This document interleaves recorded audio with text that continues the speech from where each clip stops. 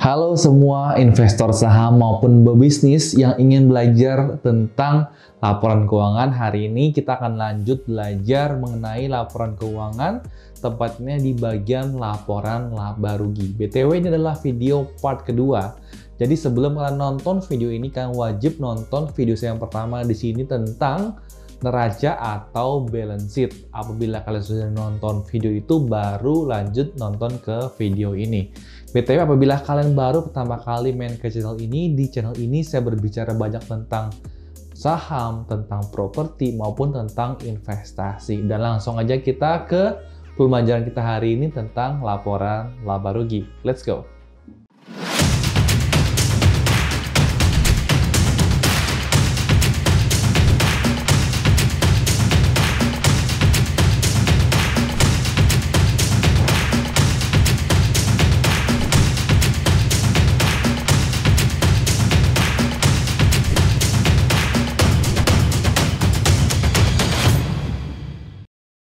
BTW menurut saya laporan laba rugi adalah laporan yang termudah mungkin di antara neraca maupun tentang arus kas. Kenapa?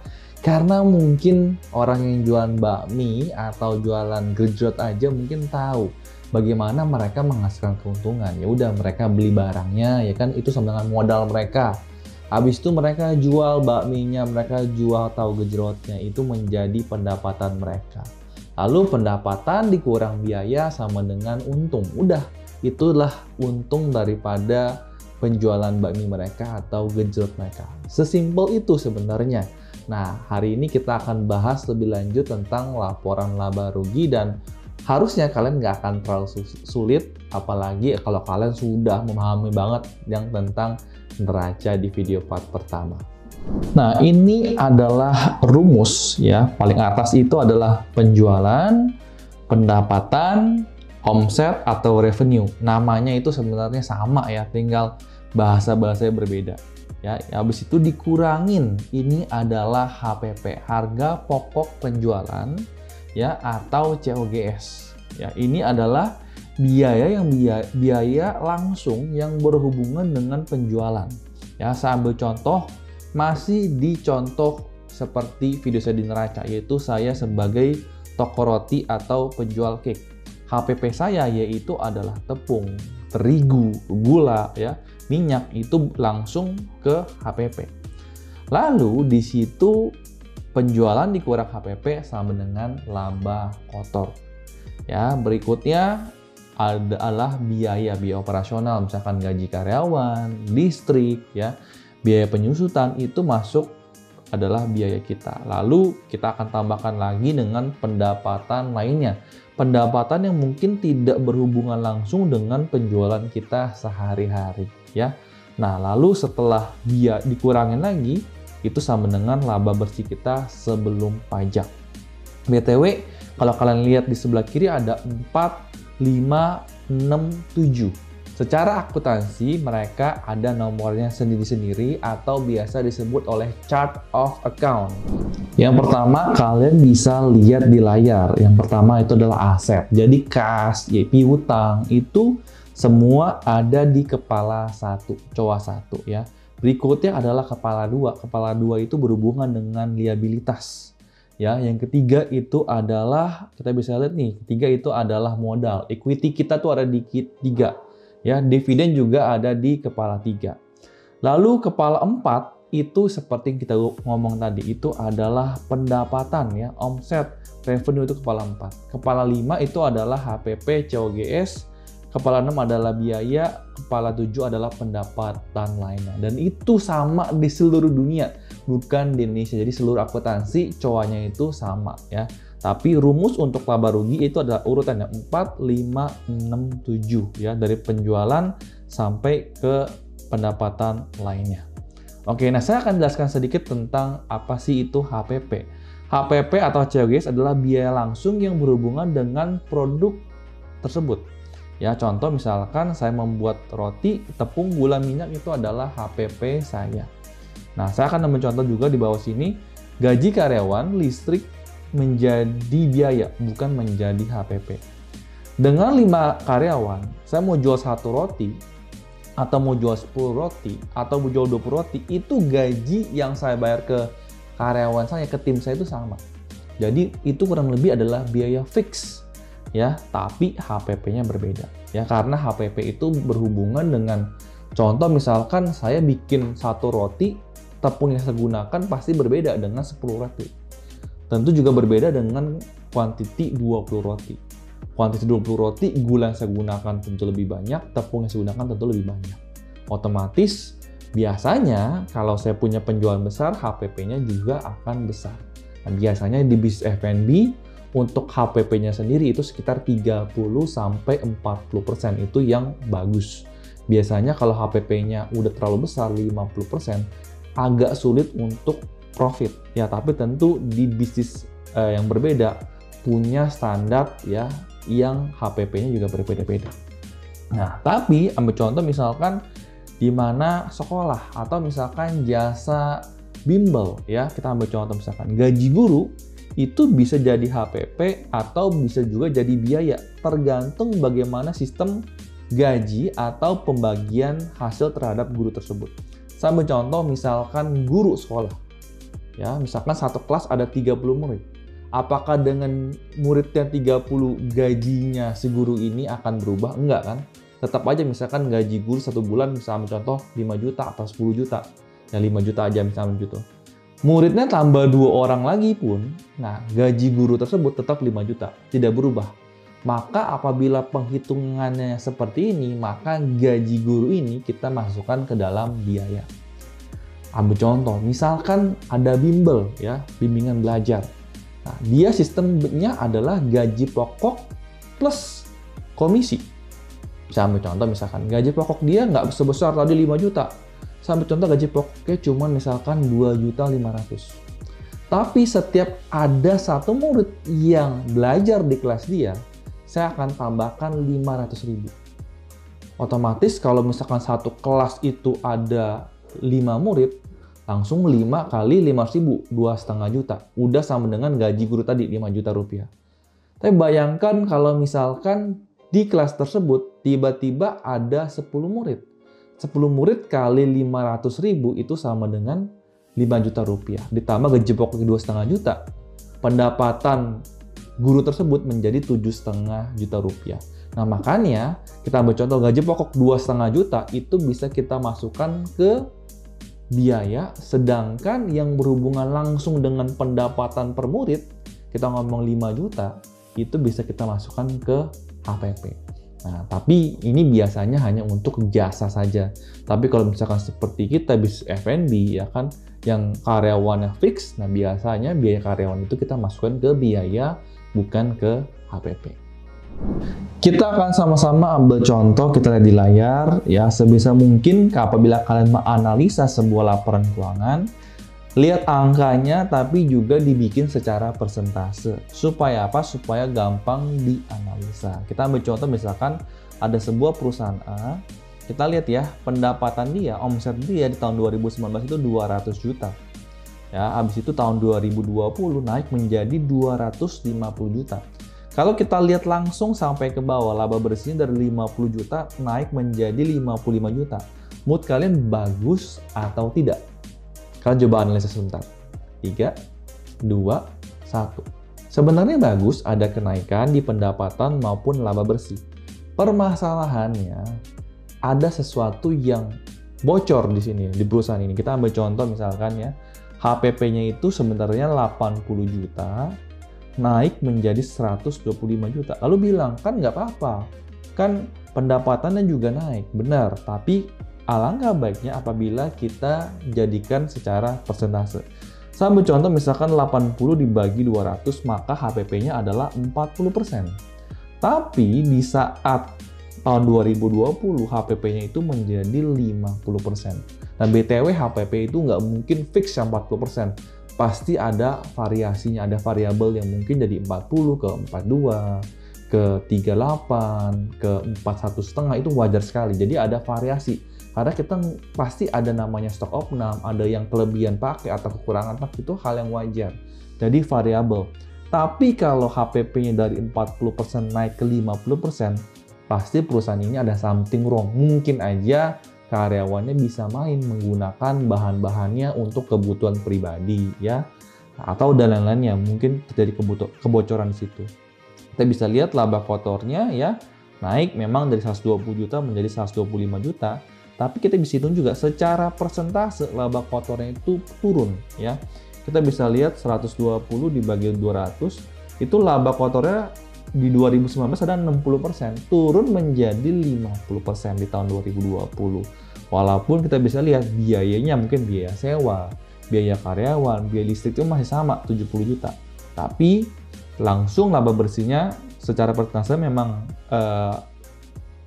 tapi kita bisa lihat di sini ya, labanya secara nominal memang naik, tapi secara persentase labanya turun jauh. Jadi apabila kita bisa melihat ini, nah perusahaan ini permasalahannya adalah di HPP-nya. Jadi kita tahu, wah kita sebagai investor atau sebagai business owner, kita tahu, wah berarti ada masalah di HPP-nya nih. Lalu kita analisa, butuh apa yang kita lakukan untuk HPP-nya ini bisa kita tekan. BTW nanti saya juga akan ambil contoh ya beberapa perusahaan yang HPP-nya itu makin lama makin naik dan HPP-nya makin lama makin turun. Jadi kalian bisa bandingkan sendiri perusahaan ini sehat atau tidak. Perusahaan yang akan saya bahas nanti itu di sektor yang berbeda-beda. Memang tidak apple to apple, tapi kita pengen lihat secara persentase HPP dan laba bersihnya. Ya kalian bisa analisa sendiri yang mana yang bagus, yang mana yang kurang bagus. Berikut saya akan bahas 3 perusahaan, 3 emiten itu Hoki, Sido, dan BCBR. Saya akan menggunakan aplikasi Stockbit. BTW, apabila kalian ingin belajar banyak tentang fundamental analysis, saya belajar banyak di namanya Stockbit Academy. Kalian bisa dapatkan ini gratis, kalian tinggal registrasi aja di stockbit.com.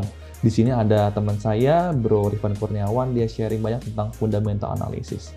Dan langsung aja kita ke saham kita yang pertama, itu adalah saham Hoki. Sekarang saya sudah berada di tampilan saham Hoki dan saya akan ke key statistik terlebih dahulu. BTW masih ingat nggak? Kita beli sebuah perusahaan karena ada bisnis di dalamnya dan kita ingin investasi di perusahaan yang terus bertumbuh. Apa yang bertumbuh? Pendapatannya bertumbuh, laba bersihnya bertumbuh. Itu yang kita inginkan idealnya, walaupun nggak semua perusahaan bisa seperti itu.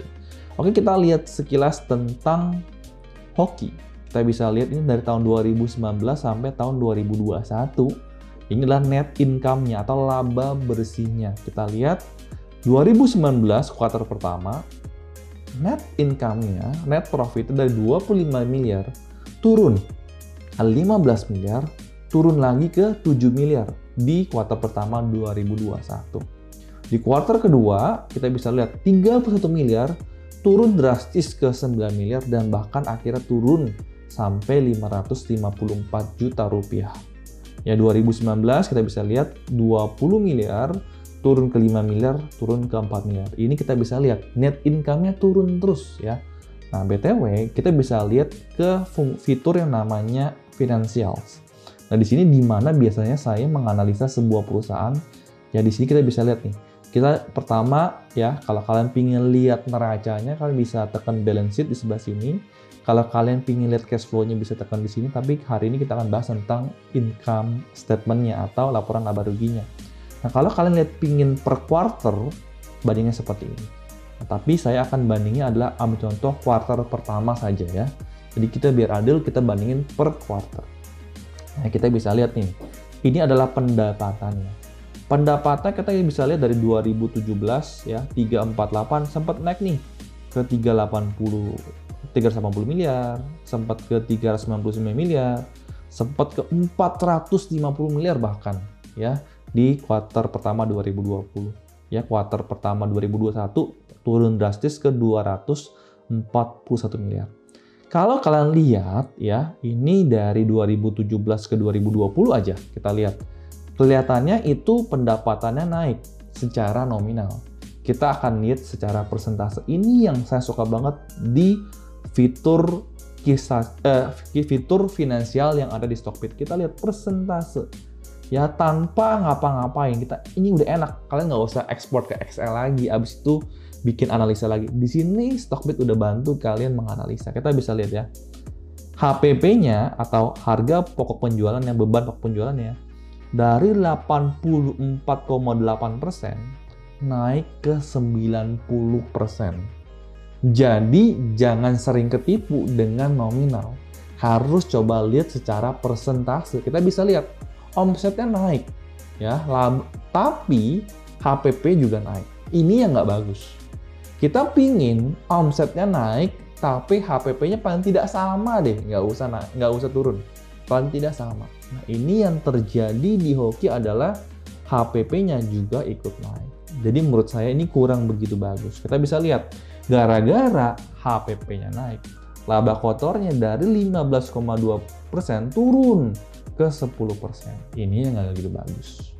Jadi kalau saya pribadi, saya tidak akan invest ke perusahaan Hoki. Kenapa? Karena laba kotornya terus turun, bukan terus naik. Kita bisa lihat, gara-gara laba kotornya turun, kita bisa lihat laba bersih nih ya. Dari 6,9% turun menjadi 3,3%. Bahkan di kuartal pertama 2021 turun menjadi 2,9%. Ya, kita pingin investasi di perusahaan yang net profitnya besar. Kenapa? Kalau ada biaya tidak terduga, nggak sampai rugi. Bayangin kalau cuma profitnya 2-3%, ya. Tipis banget. Ya, tipis banget, terlalu tipis. Takutnya nanti ada biaya tidak terduga langsung bisa minus, ya. Nah, kita akan bandingkan ke perusahaan berikutnya. Perusahaan berikutnya adalah perusahaan Sido Muncul. Perusahaan yang menurut saya sangat-sangat bagus, cuman memang ada satu kekurangan. Harganya udah kemahalan. Ya, sama-sama saya akan buka di fitur financials yang ada di Stockbit dan kita akan langsung ya to the point, kita ke rupiah dulu ya. Kita lihat pendapatannya dari 608 miliar ya, ini 2016. Memang sempat turun sedikit ke 603 miliar 2017, tapi setelah itu terus naik. Kita bisa lihat ya. Naik ke 621, naik ke 714, naik ke 731. Bahkan di kuartal pertama 2021 sudah naik ke 793 miliar. Bayangin nggak? Jadi ini pendapatannya terus naik. Tapi HPP-nya bagaimana? Nah, kalau HPP-nya bagaimana? Kita langsung lihat yang persentase. HPP yang bagus itu makin lama makin turun. Ya, kalau pendapatan makin lama makin naik, yang bagus. Kita lihat HPP-nya dari 60,3% ya. Makin lama turun 57, 50, 47, 44, sekarang turun ke 43,5%. Nah, ini menurut saya adalah ciri khas perusahaan yang bagus. Bagaimana manajemen memikirkan bagaimana supaya net profitnya makin lama makin besar. Pertama kita lihat, ada nggak sih yang bisa kita lakukan efisiensi? Ya supaya HPP-nya itu makin lama makin rendah. Ini saya lihat itu terjadi di saham Sido Muncul ya. HPP-nya makin lama makin rendah. Karena HPP-nya makin lama makin rendah dan pendapatannya makin lama makin naik, kita bisa lihat laba kotornya dari 39,7% naik terus sampai di kuartal pertama 2021 naik menjadi 56,5%. Itu pertandanya sangat-sangat bagus. Ya, lalu kita bisa lihat laba bersihnya otomatis juga ikut naik dari 20,6% naik menjadi 34%. Bayangin nih, sekarang laba bersih 34%. Beda nggak sama perusahaan yang pertama kita bilang profitnya cuma 2-3% ya. Walaupun ya kita bisa lihat ada pandemi, tapi Sido Muncul anti banting, anti angin ya, karena mungkin punya tolak angin. Ya, akhirnya bisa melewati masa-masa yang sulit, bahkan 2021 terus tancap gas. Ini bukan rekomendasi saham, ini perusahaannya memang bagus, cuman memang harganya mahal. Saya sendiri nggak punya saham Sido Muncul ya, karena harganya bagi saya kemahalan. Nah, berikutnya kita akan ke saham emiten yang ketiga, BJBR. Saya juga sangat suka perusahaan ini, ya walaupun perusahaan dari Pemda daerah, saya suka, manajemennya juga bagus. Yang saya lihat pendapatannya juga terus naik ya. Kita bisa lihat di nominal terlebih dahulu. Kita bisa lihat dari 2,5 triliun terus naik ke 3,1 triliun. Ya, ini hal yang bagus. Net profitnya juga dari 1,41 triliun naik menjadi 1,7 triliun. Ya, kita bisa lihat. Nah, ini pertanian begitu bagus menurut saya. Cuman kita bisa lihat di sini ya, memang di tahun 2021 labanya sedikit turun ya. Kita bisa lihat dari 449 ya turun menjadi 181. Tapi kita nggak tahu, ini kan di kuartal pertama doang. Kalau saya coba lihat ke kuartal ketiga, kita ganti ya. Karena kuartal ketiga tancap ya. Dari 308 miliar naik menjadi 542 miliar. Ya kalau kita lihat secara persentase, ya kita bisa juga HPP-nya nih dari 42,8% turun menjadi 39 ya. Laba bersihnya dari 11,1 naik menjadi 16,5%. Nah, saya suka perusahaan yang bertumbuh secara pendapatan dan juga bertumbuh secara persentase. BTW, kalau kalian sudah nonton video pertama yang part 1, saya bilang kalau kita mencontoh di tahun pertama sudah menghasilkan laba 600 juta. Ya, kita bisa lihat ya di sini, tahun pertama bakery itu ramai dan menghasilkan penjualan 3 miliar 1 tahun. Jadi penjualannya atau omsetnya itu 3 miliar, 3M. HPP-nya adalah 1,2 miliar atau HPP-nya sekitar 40%. Maka laba kotor yang didapatkan adalah 1,8 miliar atau 60% daripada penjualannya, dan biaya operasional 1,2 M juga. Oleh karena itu laba bersih sebelum pajak saya mendapatkan 600 juta, kurang lebih 20% dari pendapatan saya atau penjualan perusahaan bakery tersebut. Nah, BTW ini ada hal yang harus diperhatikan di mana kalian menginvestasikan ya. Kita bisa lihat nih. Ada 4 hal bagaimana laba perusahaan ini digunakan. Ya, di sini saya contoh adalah pertama, kalau kita udah punya pendapatan, ya udah mendapatkan laba, maka laba itu bisa digunakan untuk pertama bagi dividen kepada pemegang saham, lalu diputar lagi untuk ke usaha. Jadi 600 juta ini kita bisa putar lagi buka toko kedua, ya kan, hire karyawan yang lebih profesional, bisa mungkin upgrade sistem, ya kan, dan lain-lain. Yang ketiga mungkin kita bayar hutang yang sudah ada, misalkan kita hutang di bank masih ada, ya udah kita lunasi pakai laba daripada perusahaan yang sudah kita hasilkan. Nah, ini biasanya dilakukan oleh private company atau perusahaan yang seperti kita mungkin yang tertutup ya, nggak go public. Ya, biasa melakukan 3 ini, bagi dividen, ya diputar lagi ke usaha dan bayar hutang. Yang keempat itu adalah buyback saham, di mana biasanya ya ini hanya khusus untuk perusahaan terbuka ya, karena perusahaan tertutup nggak mungkin buyback ya, karena sahamnya cuma di kita aja, hanya kepada pemilik investor saja ya. Tapi kalau di perusahaan terbuka ya, karena tiap hari ada transaksi jual beli saham, nah makanya perusahaan ini ya, perusahaan induk bisa melakukan buyback sahamnya. Jadi kriteria yang menurut saya bagus adalah perusahaannya melakukan buyback sahamnya. Contoh misalkan Ramayana, misalkan seperti Adaro, dia melihat sekarang harga sahamnya lagi dinilai rendah daripada investor-investor. Dulu mungkin harga Ramayana itu sekitar 900.000, sekarang cuman dinilai 600-700 rupiah. Nah, Ramayana sendiri menurut mereka harusnya perusahaan saya tidak dinilai serendah itu. Maka saya akan melakukan buyback terlebih dahulu. Nanti apabila mungkin investor sudah menilai harganya, marketnya juga harus sudah tinggi, 1.000 lagi. Nah, perusahaan induk ini bisa menjual kembali sahamnya. Dan ini bisa mendapatkan pendapatan bagi perusahaan tersebut. Ya, jadi bagi saya salah satu ciri-ciri yang bagus adalah perusahaan melakukan buyback. Artinya perusahaannya optimis kalau perusahaan mereka sendiri itu kedepannya akan bagus. Tapi biasanya perusahaan yang harganya sudah turun, tapi dia malah ikut jual, ya, artinya dia panik atau dia mungkin juga pesimis. Oh, ya udah mungkin kayaknya perusahaan saya bakal bangkrut. Ya udah mendingan saya jual-jual dulu deh saham-saham yang saya punya kepada investor-investor retail yang ada di Bursa Efek Indonesia. Tapi kebalikannya, ya kalau buyback itu adalah menurut saya hal petanda yang bagus. Nah, hari ini kita sudah sharing tentang laporan laba rugi. Mudah-mudahan kalian bisa belajar daripada series ini. Dan BTW, laporan laba rugi ini adalah series daripada playlist saya Saham Pemula. Kalian di situ bisa belajar tentang neraca, bisa belajar tentang mungkin Q&A yang sudah ditanyakan oleh para investor pemula juga. Apa itu RDN, kata-kata kamus saham seperti ARB, ARA, itu semua ada di playlist Saham Pemula ini. Mudah-mudahan kalian suka video ini dan silahkan support saya dengan tekan tombol subscribe, lonceng yang ditekan agar apabila saya keluar video baru, kalian bisa langsung ternotifikasi. Jangan lupa main ke Instagram saya di cius.saham dan Yusuf Arifin Yusef. Salam cuan dan bye-bye.